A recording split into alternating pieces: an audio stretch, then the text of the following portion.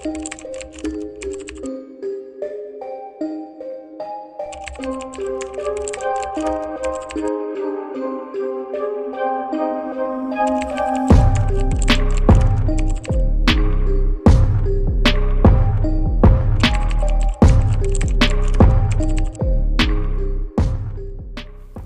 पौराणिक मत में नरसिंह अवतार का एक प्रमुख स्थान माना जाता है। कहा जाता है कि विष्णु भगवान युग युग में अधर्म के नाश, धर्म की रक्षा व भक्तों के उद्धार के लिए अवतार लिया करते हैं। अब से लगभग 26 लाख वर्ष पूर्व सतयुग के अंत में भक्त प्रहलाद की रक्षा करने और दैत्य हिरण्यकश्यप को मारने के लिए विष्णु भगवान अपनी मर्यादा के अनुसार इस पृथ्वी पर नरसिंह अवतार का रूप धारण करके प्रकट हुए थे। उन्होंने प्रहलाद के जीवन की रक्षा की थी और दैत्य हिरण्यकश्यप को मारा था। इतनी कथा प्रत्येक हिंदू को ज्ञात है, पर इसके आगे नरसिंह अवतार का क्या हुआ यह बड़े बड़े विद्वानों को भी नहीं पता है।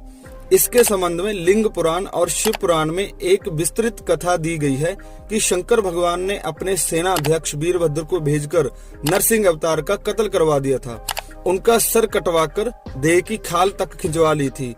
शंकर जी शेर की खाल बागंबर पहनते हैं, वही नरसिंह जी के जिस्म की खाल है। शंकर जी के गले की मुंडों के मध्य में जो सिंह की खोपड़ी पड़ी हुई है वह नरसिंह जी का कटा हुआ सर है। सनातन धर्म के परमात्मा शंकर जी ने विष्णु भगवान का उनके अवतार रूप में सिर कटवा लिया। भगवान से लड़ पड़े।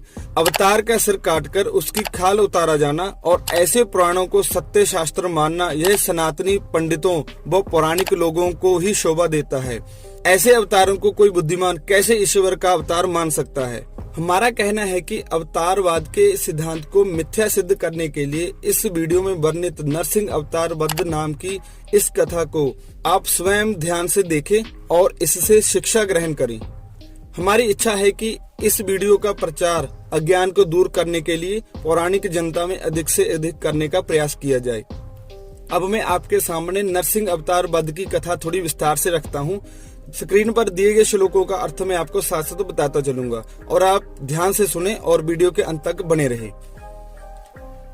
इन श्लोकों का अर्थ है, महादेव जी बोले, हे वीरभद्र, इस समय देवताओं को बड़ा भय हो रहा है, इसलिए नरसिंह रूप अग्नि को जाकर शीघ्र ही शांत करो। पहले मीठे वचनों से समझाना, यदि ना शांत हो तो भैरव रूप दिखलाना। सूक्ष्म को सूक्ष्म, बस स्थूल को स्थूल तेज से संहार कर हमारी आज्ञा से नरसिंह का मुंड और चर्म हमारे लिए लाओ। शिवजी की आज्ञा पाकर शांति से वीरभद्र नरसिंह अवतार के पास गए और उन्हें अपने और सुपुत्र अर्थात खास बेटे की तरह समझाने लगे। वीरभद्र बोले, हे नरसिंह जी, आपने जगत के सुख के लिए अवतार लिया है और परमेश्वर ने जगत की रक्षा का अधिकार आपको दे रखा है। मत्स्य रूप धारण करके आपने जगत की रक्षा की। कूर्म और वराह रूप से आपने पृथ्वी को धारण किया। इस नरसिंह रूप से हिरण्यकश्यप का संहार किया व बलि रूप धर के राजा बलि को बांधा। अब तुम हमारे कहने से इस अति घोर रूप का संहार करो, जगत को बहुत त्रास हो रहा है।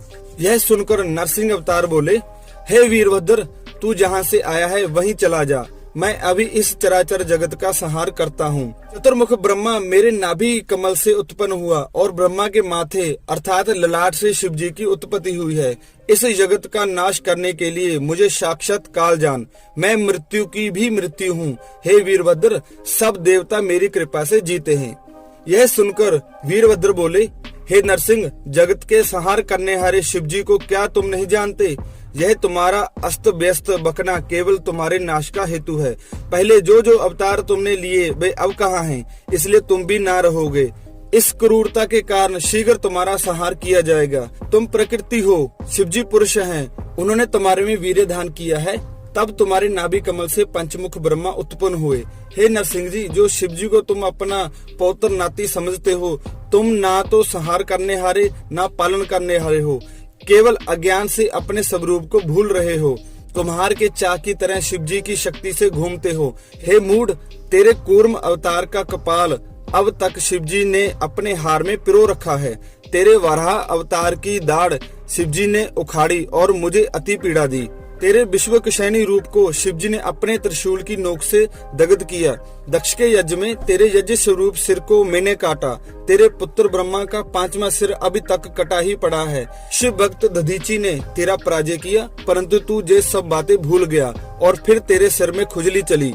यह सुदर्शन चक्र जिसके बल से तू पराक्रमी हो रहा है, कहाँ से पाया और किसने बनाया, यह भी भूल गया।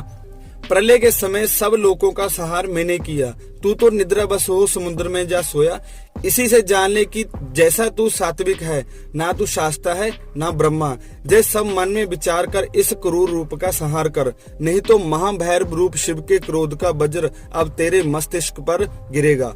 इतना सुनते ही नरसिंह अवतार क्रोध की अग्नि से जल उठे और बड़ा घोर शब्द करके वीरभद्र को पकड़ना चाहा। इसी समय महाघोर शत्रुओं को भय देने वाला शिव तेज से उत्पन्न दुर्धर्ष आकाश का व्यास बड़ा भयंकर रूप वीरभद्र का हो गया।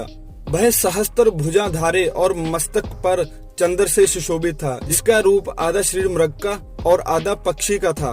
बड़े बड़े पंख, तीखी चोंच, वज्र के तुल्य नाखून, बड़ी बड़ी अति तीक्ष्ण दाढ़ें, नीलकंठ, 4 पैर, प्रलय अग्नि के समान देदीप्यमान देह, अति कुपित और बड़े क्रूर 3 नेत्र और प्रलय के मेघों के समान उसका गंभीर शब्द था। उस अति दारुण हुंकार शब्द को करते हुए रुद्र रूप को देखकर नरसिंह जी का बल पराक्रम नष्ट हो गया। जैसे सूर्य के आगे जुगनू हो जाए, ऐसे ही निस्तेज हो गए। शर्भ रूप शिव जी अपने पूंछ से नरसिंह अवतार के पांव लपेट, हाथों से हाथ पकड़ छाती में चोंच से प्रहार देते हुए जैसे सर्प को गरुड़ ले उड़े, ऐसे ही भयभीत नरसिंह जी को अपने पक्षों के घात से मोहित करके आकाश को ले उड़े और आकाश में जाकर नरसिंह जी को भूमि पर गिराया, फिर उठाया और इस भांति बहुत बार उठा उठा के पटका। जब नरसिंह जी बहुत व्याकुल हो गए, तब लेकर उड़ चले। सब देवता स्तुति करते हुए उनके पीछे चले। नरसिंह जी परवश और दीन मुख हुए आकाश में अपने को उठा ले जाते हुए शिव जी को देख हाथ जोड़कर स्तुति करने लगे। 108 नामों से परमेश्वर की स्तुति कर नरसिंह अवतार शुद्ध अंतःकरण से प्रार्थना करने लगे, महाराज जब जब मुझे अहंकार से अज्ञान होवे, तब तब आप शासन करें व मेरा अज्ञान दूर करें। वीरभद्र भगवान उनकी प्रार्थना सुन प्रसन्न हुए और बोले, हे विष्णु, अब तू अशक्त हुआ। इतना कहकर वीरभद्र जी ने नरसिंह अवतार के शरीर की खाल उतार ली और शरीर में से सफेद रंग की हड्डी निकल आई और उनका सिर भी काट लिया, अर्थात पूर्ण वध कर दिया। जे सब चरित्र देखकर ब्रह्मा आदि देवता स्तुति करने लगे। पुण्य सब देवताओं को देखते ही वीरभद्र भगवान अंतर ध्यान हो गए।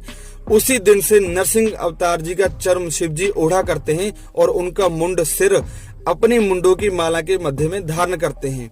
यह कथा मैंने आपको लिंग पुराण पूर्वाध्याय 96 से सुनाई है। ध्यान देने योग्य बात है कि यही कथा शिव पुराण शतरुद्र संहिता अध्याय 11 व 12 में भी दी गई है।